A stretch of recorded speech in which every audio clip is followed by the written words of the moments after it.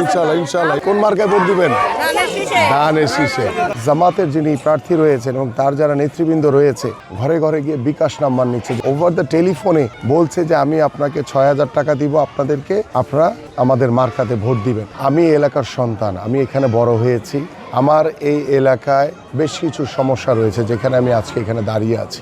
আমার এই এলাকায় সবার আগে আমাদের স্থায়ী পুনর্বাসন করা অত্যন্ত জরুরি, কারণ এই মানুষগুলো দীর্ঘদিন ধরে প্রতিটি মুহূর্তে উচ্ছেদের আতঙ্কে ভোগে এবং এই এলাকাতে হিন্দু অধ্যুষিত একটি এলাকা রয়েছে যাদেরকে নিয়ে আমরা প্রত্যেকটি মুসলমান, হিন্দু, বৌদ্ধ, খ্রিস্টান সবাই যাতে একটি পরিবারের মতো বসবাস করতে পারি, একটি সম্প্রীতির সমাজ আমি গড়তে চাই। এবং আমার হিন্দু অধ্যুষিত এলাকা হিসেবে তারা যারা রয়েছেন হিন্দু সম্প্রদায়, তাদের সাথে আমার কথা হয়েছে। আমরা সকলেই মিলে একটি সম্প্রীতি, একটি অসাম্প্রদায়িক সমাজ আমরা গড়তে চাই।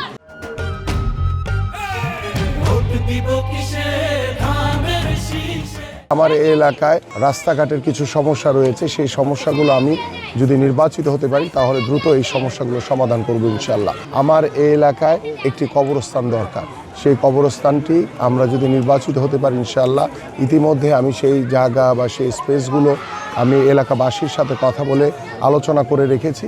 ইনশাআল্লাহ নির্বাচনের পরে সেখানে কবরস্থানের একটি ব্যবস্থা করে দেওয়া হবে এবং এখানে জলবদ্ধতার কিছু সমস্যা রয়েছে, সেই জলবদ্ধতাগুলো ইনশাআল্লাহ আমরা নিরসন করব। এবং আজকে আপনারা দেখছেন যে আমার বিএনপি নেতা কর্মীদের পাশাপাশি এই এলাকার যারা মুরব্বিয়ান রয়েছেন, যারা পলিটিক্স করেন না বা যারা কোনো সমর্থন করে না, নিরপেক্ষভাবে তারা আমার প্রতি তাদের ভালোবাসা, আন্তরিকতার মাধ্যমে তারা আমার সাথে আজকের এই প্রচারণায় অংশগ্রহণ করেছে। জামাতের যিনি প্রার্থী রয়েছেন এবং তার যারা নেতৃবৃন্দ রয়েছে তারা বাসায় বাসায় গিয়ে এনআইডি কার্ড নাম্বার নিচ্ছে এবং এনআইডি কার্ড নাম্বার নিয়ে তারা ভোটে কারচুপি করার একটি পরিকল্পনা করছে।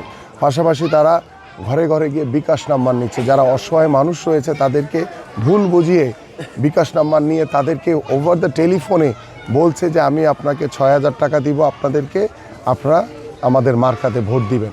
আমার কাছে গতকালকে ভিডিও এভিডেন্স সহ এই প্রুফ আমার কাছে এসছে এবং আমি সেই এভিডেন্স সহ আমি আমাদের রিটার্নিং কর্মকর্তা এবং আমাদের যে নির্বাচন কমিশন রয়েছে তাদের কাছে সেটি আমি লিখিত আকারে অভিযোগ দায়ের করব। আমি খুব স্পষ্টভাবে বলি, আপনি আমার নির্বাচনী এলাকায় আপনি পুরাটা ঘুরে দেখেন, আমি আমার নেতা কর্মীদেরকে দৃঢ়ভাবে নির্দেশনা দিয়েছি যে আমার দ্বারা কোনো যাতে আচরণবিধি লঙ্ঘন না হয়। আমরা এমন কাজ করব না যেটা নিয়ে আমাদের নিরপেক্ষতা নিয়ে প্রশ্ন ওঠে। আমরা সকলেই দীর্ঘ ১৭ বছর অপেক্ষা করেছি একটি অবাধ, সুষ্ঠু, নিরপেক্ষ নির্বাচনের জন্য। সেই নির্বাচনের দ্বার প্রান্তে এসে আমরা চাই জনগণের স্বতঃস্ফূর্ত অংশগ্রহণের মাধ্যমে জনগণের রায় নিয়ে আমরা যাতে নির্বাচিত হতে পারি এবং সরকার গঠন করলে আমাদের মাননীয় চেয়ারম্যান জনাব তারেক রহমান দেশ গড়ার যে পরিকল্পনা করেছেন সেই পরিকল্পনাগুলো আমরা অক্ষরে অক্ষরে বাস্তবায়ন করব ইনশাআল্লাহ।